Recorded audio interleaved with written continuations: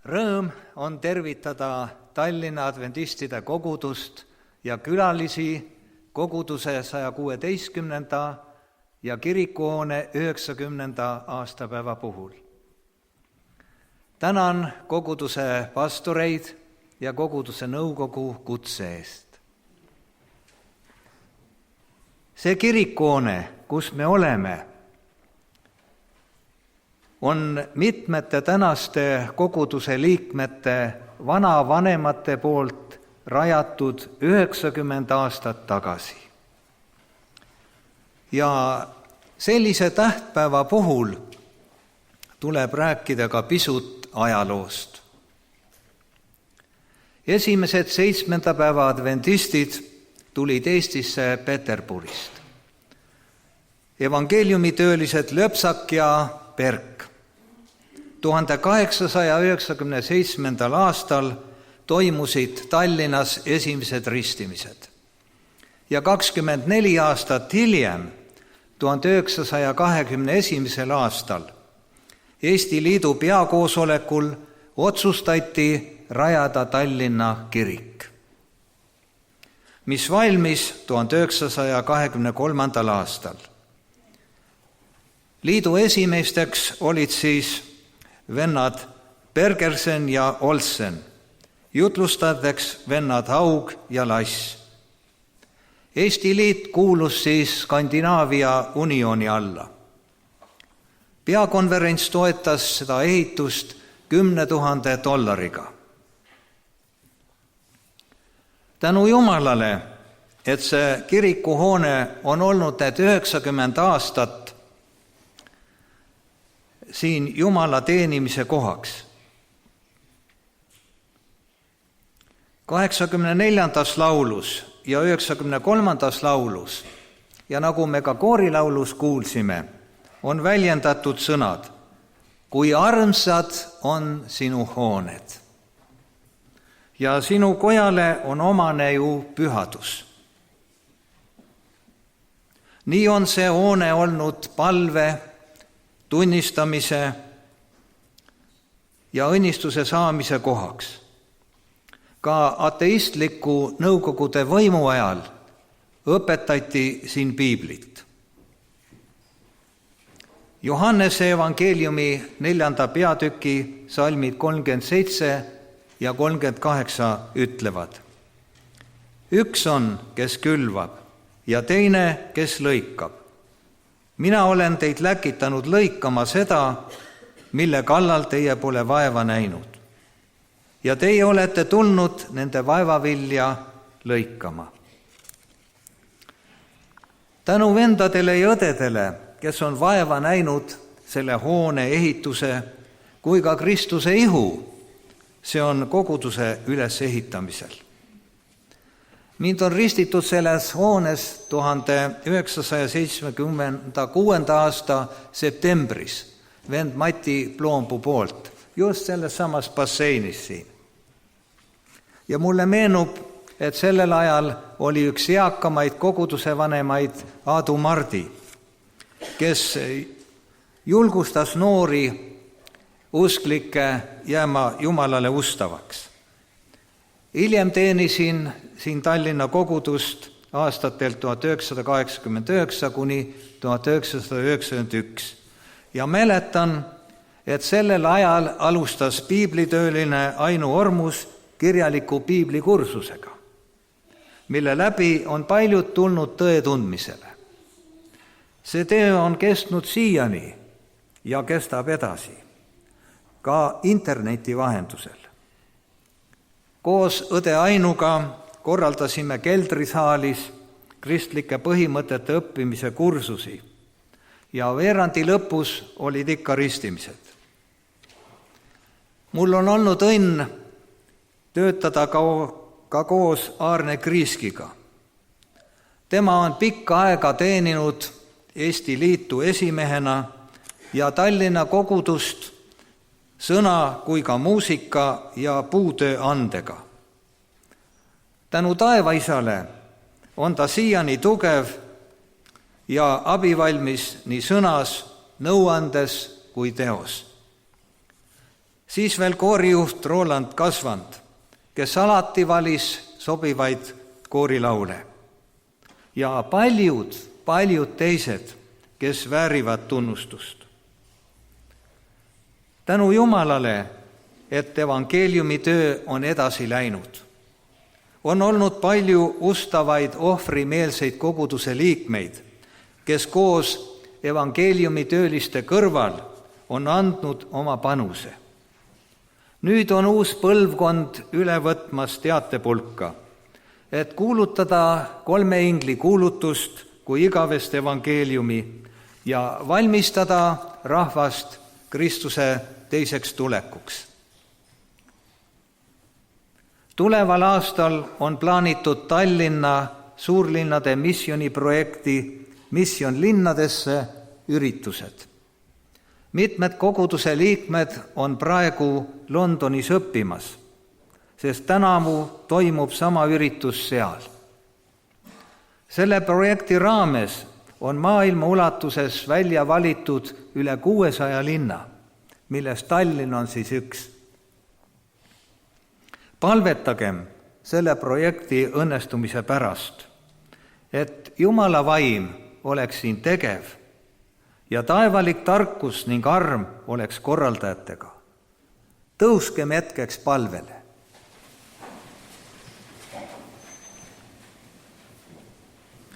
Meie Isa, kes oled taevas, täname sind töötegijate eest, kes on rohkesti külvanud, ja palume uuele põlvkonnale õnnistusi töö lõpetamiseks. Palume, et püha vaim võiks erilise väega mõjutada sekulariseerunud inimesi ka Tallinna piirkonnas, pöörduma sinu kui päästja poole. Anna oma väge Tallinna kogudusele eelseisva missiooniürituse ettevalmistamiseks ja läbiviimiseks. Jeesuse nimel, aamen. Palun istuge.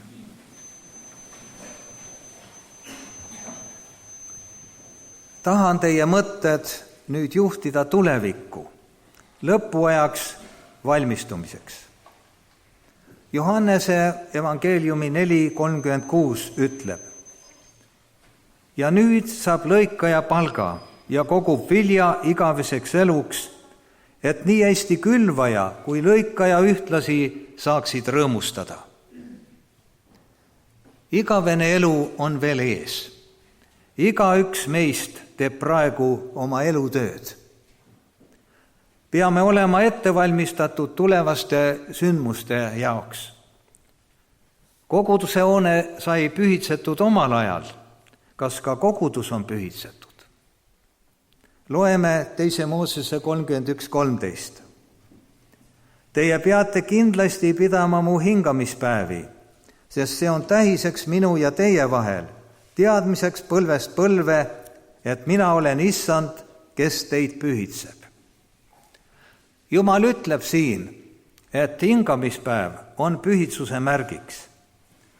Jumala rahvas saab sellel viisil pühitsetud, kui ta peab temaga tihedat ühendust piibli uurimise, palve ja osaduse läbi teiste kristlastega.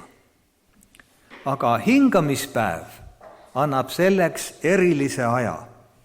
See printsiip on niivõrd tähtis, et Jumal seadis selle sisse Eedeni aias ja hiljem asetas selle 10 käsu keskele. Pea meeles, ütles ta, et sa pead hingamispäeva pühitsema.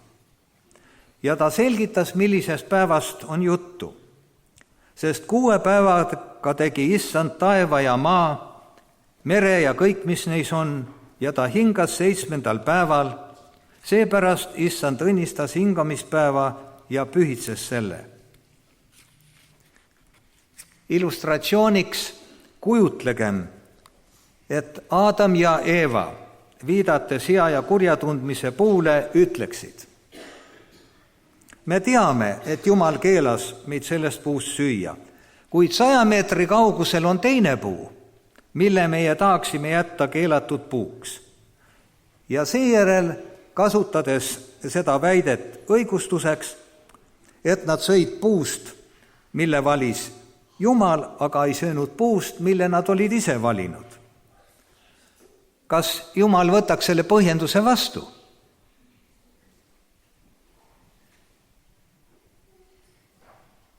Loomulikult mitte. Kui Jumal kord on midagi määranud käsuks, siis pole meil õigust sellest midagi muuta. Täpselt nii ei või meie muuta nädala esimest päeva 7.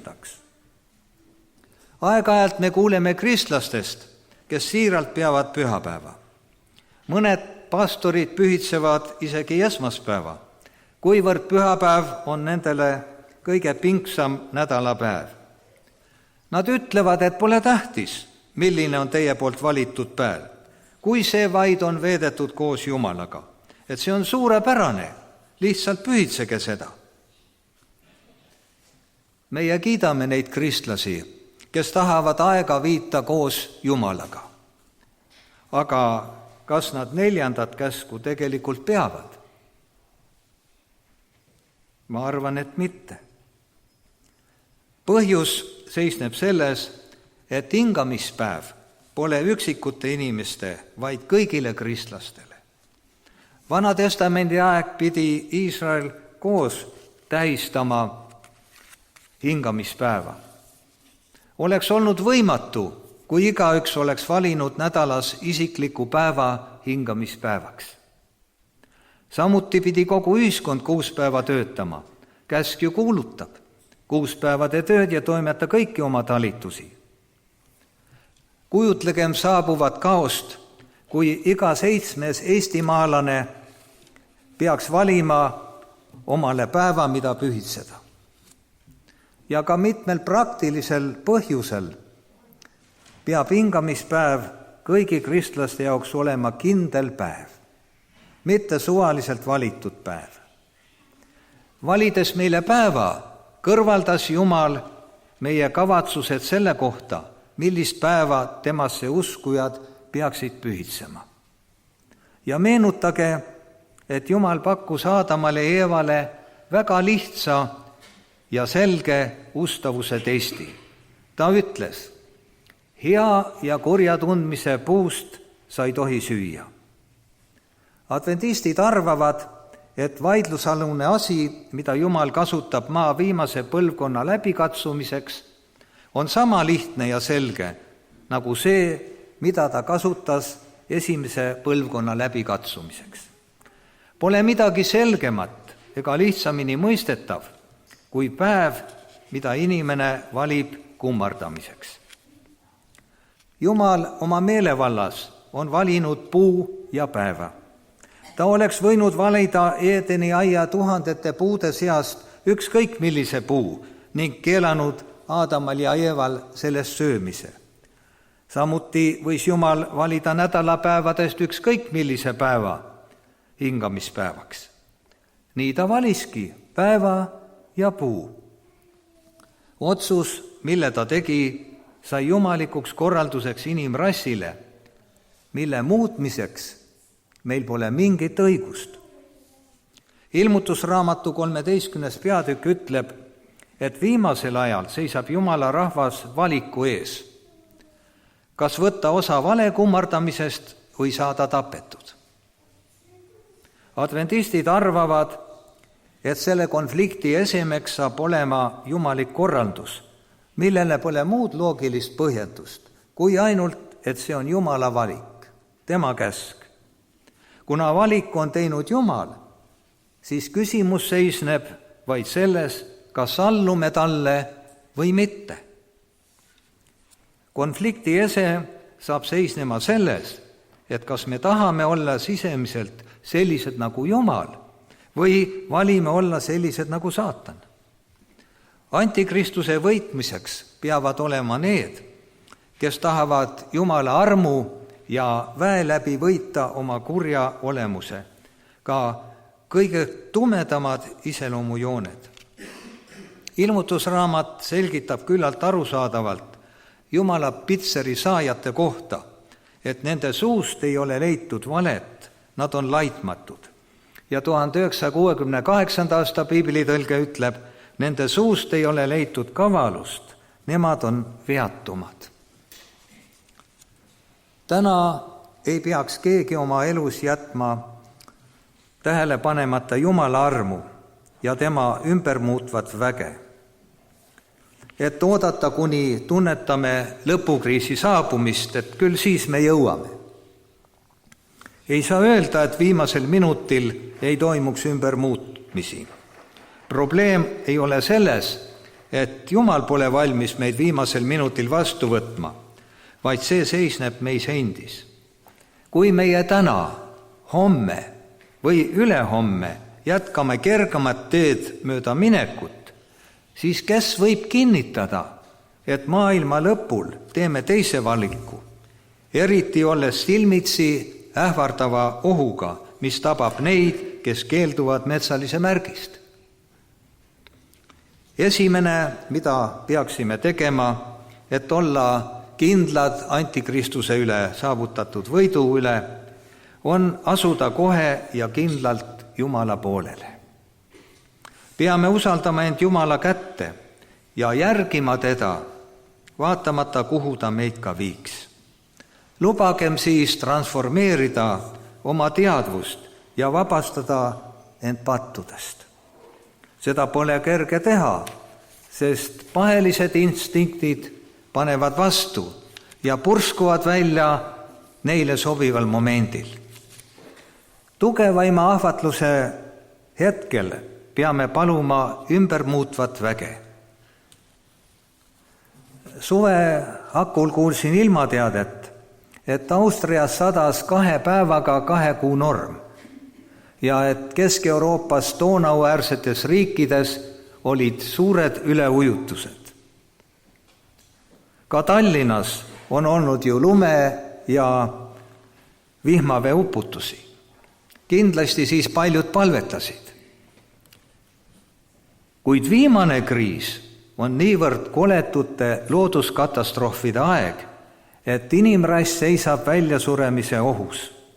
Ilmutuse raamatu 13, 16 ja 17 eeldab, et maailmas alles jäänud ressursid saavad normeeritud selleks, et varustada igaüht kõige hädavajalikumaga. Ja need, kes keelduvad kummardamast metsalist ja tema kuju, jäetakse oma osast ilma.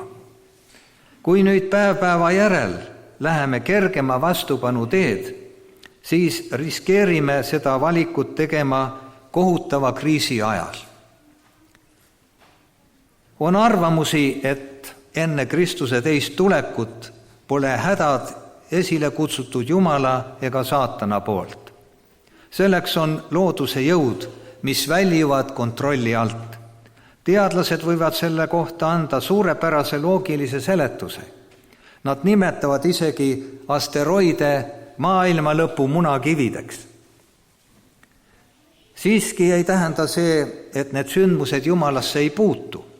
Arvatakse, et tulevased purustavad jõud eksisteerivad juba täna, kuid Jumal hoiab neid tagasi.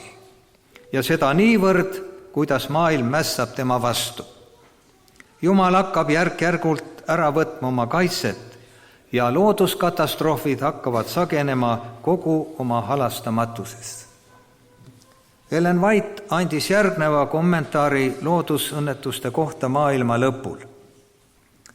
Jumal kaitseb oma loodut ja piirab purustaja võimu, kuid kristlik maailm on ilmutanud põlgust Jumala käsu vastu ning Issand teeb seda, mida on tõotanud. Ta tõmbab õnnistuse maa pealt ära ja võtab ära eestkoste nendelt, kes mässavad tema käsu ja õpetuse vastu ning sunnivad teisigi seda tegema.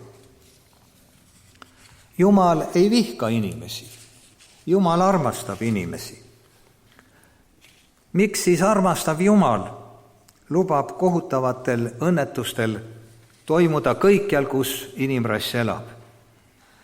See küsimus on tuhandeid aastaid ajanud tupikusse usklikke ja filosoofe, aga Piibel annab selle vastuse. 5. Moosese raamatu 28. peatükk ütleb, selles ütleb Jumal iisraellastele, et kui nad kuulavad teda, siis tuleb õitseng. Aga kui nad ei kuula Jumala häält, siis tuleb neil kannatada vaenulike armeede röövretkede ja kohutavate loodusjõudude läbi. Jumal ei taha näha meid kannatamas, kuid mõnikord ta lubab õnnetustel meid tabada, kuna ta teab, et aja jooksul mõned patused pöörduvad. Looduskatastroofid, mis tabavad maad vahetult maailma lõpus, on kui Jumala karje sarnaselt lapsevanemalt lapsele, kes jookseb palli järgi kihutava auto ette. Need on tema hääleks, karjeks. Ärka, sa lased käest oma pääsemise võimaluse. Ka saatanal on maailmale pakkuda küllaltki köitev vaimulik programm. See on kurjuse ebatavalise aktiivsuse aeg, boikottide ja surmaaeg, mis ähvardab neid, kes keelduvad kummardamast seda, mida kogu maailm kummardab. Sellel ajal sunnib looduskatastroofide sagedus inimrassi kasutusele võtma ekstreemsed meetmed võitluseks kriisiga. Mõned kriisidest on vaimulikud ja tohutu hulk inimesi võtab vastu saatana poolt pakutud lahenduse. Jeesus seostas maailma lõpu hädasid saatanliku pettusega. Mattuse evangeeliumi 24. peatükist seal ta kirjutab maa lõpukonflikti kui viletsuse aega, et siis on nii suur ahistus, millist pole olnud maailma algusest kuni praeguse ajani, ega tule enam iial, ja kui nende päevade arvu ei kahandataks, siis ei pääseks ükski. Ja seejärel ta ütleb, kui siis keegi teile ütleb, enne Kristus on siin või enne seal, ärge uskuge, sest tõuseb valemessiaid ja valeprohveteid ja nad pakuvad suuri imetähti ja imesid, et kui võimalik, eksitada ka valituid. Vaata, mina olen teile seda ette ütelnud. See on Mattuse 24, 23-25. Kui tahame viimase kriisi ajal, mil maailmas tulvavad kannatused ja sunnitakse inimesi metsalise märki vastu võtma, olla veendunud võidus antikristuse üle, on hädavajalik paluda Jumalal avada meile meie patud juba nüüd, et võiksime nendega võidelda. Kui ta seda teeb, on tähtis, et tunnistaksime seda ja paluksime Jumalalt andestust ja sisemist puhastust. Piiblis on öeldud, kui meie oma patud tunnistame, on tema ustav ja õige, nõnda, et ta annab andeks meie patud ja puhastab meid kogu ülekohtust. Kõik, kes on valmis seda päev-päevalt tegema, saavad Jumala pitseri. Need, kes aga keelduvad, langevad tõsise ohu alla vastu võtta metsalise märk. Ilmutuse 12.17 teatab, et lõpuaja Jumala rahvaks on inimesed, kes peavad Jumala käske. Ja lohe vihastas naise peale ja läks sõdima nendega, kes olid jäänud üle naise soost, kes hoiavad tallel Jumala käske ning kellel on Jeesuse tunnistus. Paljud kristlased mõtlevad, et käskude pidamine tähendab ainult seda, et nad ei valeta, ei varasta, ei riku abielu. Kuid see on vaid väline käitumine. Suur hulk inimesi terves maailmas allutab oma elu nendele printsiipidele, ent nende vaim pole muutunud. Lõpuaja Jumala rahvas peab Jumala käske südames. Kui Piibel ütleb, et nad ei tohi abielu rikkuda, aga püha vaim osutab kirele nende südames, siis nad paluvad himu kõrvaldamist. Nende otsustavus pidada hingamispäeva ajal, mil maailm püüab neid sundida pühapäeva pidama, ilmneb välise sümbolina otsustest, mille nad kogu oma elu jooksul on teinud. Hingamispäeva pidamine võimaldab Jumalal muuta neid sisemiselt, nii et nad võiksid käske pidada siiralt. Ilmutusraamatu 17.3 ütleb veel, et metsalise peas on 10 sarve ja salm 12 tõlgendab neid järgmiselt. 10 sarve, mida sa nägid, on 10 kuningat, kes ei ole veel saanud kuninga võimu, kuid nad saavad koos metsalisega meelevalla 1 tunniks, et valitseda kuningatena. Nad on üht ja sama meelt ning nad annavad oma väe ja meelevalla metsalise kätte. 10 kuningat on selle aja valitsejad, mis annavad oma väe ja meelevalla metsalise kätte. Selles seisneb antikristuse soov. Mis on selle korra eesmärk? Nad, see tähendab metsaline ja 10 kuningat, hakkavad sõdima tallega. Tall on loomulikult Kristuse sümbol. Siin eeldatakse, et antikristus hakkab võitlema Kristuse endaga. Tegelikult algab võitlus rünnakutega nende vastu, kes otsustavad jääda ustavaks Jumalale. See on Jumala rahvale aktiivse läbikatsumise aeg.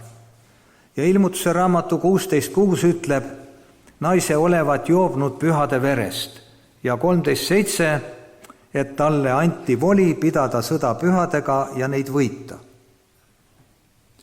Neid, kes jäävad Jumalale ustavaks läbikatsumise aja lõpust kuni Kristuse teise tulekuni, see tähendab viimase 7 nuhtluse ajal, jäetakse ilma inimlikust kaitsest. Kõik maised valitsused on meelestatud nende vastu. Maakeral pole kohta, kuhu nad võiksid pöörduda kaitse ja toidu, riietuse ja peaaluse saamiseks. Kõikides välistes situatsioonides nende olukord on äärmiselt lootusetu.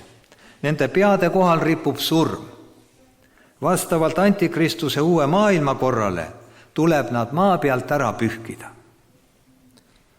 See loheviha on suunatud nende vastu, kes hoiavad tallel Jumala käske ning kellel on Jeesuse tunnistus. Maa peal elavad inimesed ei mõista kõike toimuvat, kuid seda ei saa saatana kohta öelda. Ta teab, et varsti tuleb Jeesus, kes kisub selle maailma kuningriigu oma kätte ja viimase meeleheitliku katsena jääda maailma valitsejaks püüab ta hävitada maa pealt Jumala rahva. Jumala rahva kannatused viletsusaja perioodil on sarnased Kristuse kannatustele Getsemani aias kuni Golgatani. Nii Rooma kui juudi juhid pöördusid temast ära. Ta jäi ilma maisest kaitsest. Ainult inimlikust lähtekohast vaadates näis tema juhtum lootusetu. Jeesus aga ei langenud meeleheitesse, kuna ta vaatas oma olukorrale Jumala vaatekohast. Saatan püüdis kogu jõust, et Jeesus vaataks olukorrale tavalise inimese pilguga ja alistuks. Kuid Jeesus nägi nähtamatut, mis asub väljaspool seda maailma. Ta tajus, et oli kaasa tõmmatud võitlusse, mis lähtus taevast. Jeesust ümbritsejad pilkasid teda ja tegid talle rumalaid etteheiteid, kuid ta pööras need repliigiks, kuna usu läbi mõistis, kelle tundmisest nad keeldusid. Sama toimub Jumala rahvaga vabalt vahetult enne Jeesuse tulekut. Inimlikust vaatekohast lähtudes nende olukord on lootusetu. Siiski tajuvad nad oma osavõttu võitluse viimastes tundides. Nad saavad tunda küll lohe möirgamist, aga usaldavad Jumalat, kes nad vabastab. Jeesus ütles, aga kes peab vastu lõpuni, see pääseb. Pika paastu lõpus kõrbes, mis järgnes Jeesuse ristimisele, püüdis saatan teda hävitada sellega, kes ta tegelikult oli. Kui sa oled Jumala poeg. Saatan püüdis kasutada ära Jeesuse kurnatud seisukorda, et sundida teda loobuma usust, et ta on Jumala poeg. Maailma lõpukonfliktis püüab saatan meile läheneda sama taktikaga. Jumal on kinnitanud meile, et oleme tema pojad ja tütred. aga saatan hakkab oma maiste abiliste läbi meie üle naerma ja ähvardama ja püüab meid sundida oma usust loobuma. Meie oleme universumi konflikti lõpuvõitluses hea ja kurja vahel Jumala poolel. Kuid ainult saatana pool selles võitluses on nähtav silmale ja kuulda kõrvale. Jumala pool, kus oleme, saab olema tunnetatav vaid usu läbi. Üheks näiteks on prohvet Elisa teenri kartus 2 kuningate raamatu 6. peatükis. Süüria kuningas tegi mitmel korral sõjaretki Iisraeli vastu. Kuid igal korral anti Iisraeli kuningale teada Süüria vägede laagrikoht. Süüria kuningas muutus rahutuks ja ütles, et meie alamate seas peab olema keegi äraandja. Kuid üks tema sulastes ütles, et mitte keegi, vaid prohvet Elisa annab Iisraeli kuningale teada. Nii saatiski Süüria kuningas suure sõjaväe ja piiras öösel ümber Dootani linna, et prohvet Elisat kinni võtta. Sõjavägi oli suur, palju sõjavankreid. Hommikul Elisa teener ütleb, oh häda mu isand, mis me nüüd teeme? Elisa palvetas, et Jumal avaks teenri silmad ja too nägi, et mägi oli täis tuliseid hobuseid ja vankreid ümber Elisa ja neid oli palju rohkem. Saatan püüab meeleheitlikult kõigutada meie usku, kuid ta ei suuda midagi teha nende usuga, kes tõeliselt kuuluvad Jumalale. Kogu Jumala rahvas saab päästetud.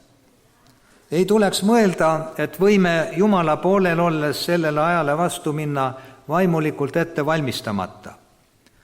Tuleb õppida Jumalat usaldama juba praegu, läbi elude perioodil. Ainult nii võime säilitada oma usu temasse. Meie ei tea, kas siis on meie kasutuses kirikuhooneid ja kas üldse eksisteerib ülemaailmne adventistide organisatsioon. Meie vaimuliku usuhoone ülesehitamiseks on praegu vaja hooneid, kus teenida Jumalat ja olla üksteisega osaduses. On vaja kogudust abistavaid organisatsioone nagu meditsiini- ja tervishoiuasutusi, koguduse koole, missioniasutusi, adrat, raadio- ja internetitööd. Tallinna koguduse kirikuhoonet on remonditud palju kordi. Remontimiseks on siin ehitatud tellingud, mis võimaldavad ligipääsu ka kõrgematele hooneosadele. See vaatepilt pole siis kuigi meeldiv, palju prahti ja tolmu. Kui remont on läbi, siis lammutatakse tellingud, koristatakse praht ja nähtavale tuleb ilus hoone. Seda on meeldiv vaadata. Need usklikud, kes valmistuvad Kristuse teiseks tulekuks, peavad olema niivõrd valmis, et suudavad usu läbi seisma jääda ka siis, kui enam pole neid tellinguid. See on abistavaid organisatsioone ja hooneid. Nad on valmis osalema lõpuvõitluses hea ja kurja, Kristuse ja saatana vahel ilma vahemeheta. Need, kes täna annavad järele oma nõrkustele ja kahtlustele, teevad seda ka viimastel päevadel. Kes täna süüdistavad Jumalat raskuste pärast, teevad seda ka siis. Täna tuleb õppida kahtlusteta usaldama Jumalat, kuna viimastel päevadel ja nädalatel enne Jeesuse tulekut võimaldab ainult usaldus omada seda toitu, millist siis sööme, seda riietust, millist siis kanname ja varju pea kohal. Siis on juba võimatu ära tunda inimsilmale nähtamatut võitlust universumis hea ja kurja vahel, kui meie täna ei õpi usaldust tunnetama oma elus. Lühikest aega näib, et Antikristus saavutas võidu. Kuid Jeesus ütleb, et päästmine on ligidal. Ilmutuse 16:15. Õnnis on see, kes valvab ning hoiab oma rõivaid, et ei nähtaks tema alastiolekut ja ei nähtaks tema häbi. Kogu selle võitluse kestel peame Jumala abiga alal hoidma esimest armastust, Jeesuse, tõe ja kaasinimeste vastu ning mõistma, et on vaja end varustada Jumala sõjavarustusega. Meil ei ole ju võidelda inimestega, vaid meelevaldade ja võimudega, selle pimeduse maailma valitsejatega, kurjade taevaluste vaimudega. Koos Jeesusega oleme kord võitjad, sest Ilmutuse 7:9 räägib suurest rahva hulgast, keda ükski ei suutnud loendada, kõigist paganhõimudest ja suguharudest ja rahvastest ja keeltest, kes seisid trooni ees ning talle ees, valged rüüdüll ja palmioksad käes.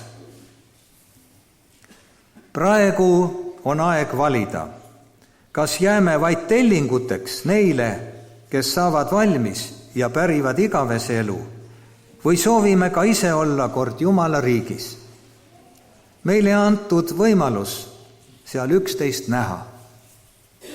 Jeesuse nimel, aamen.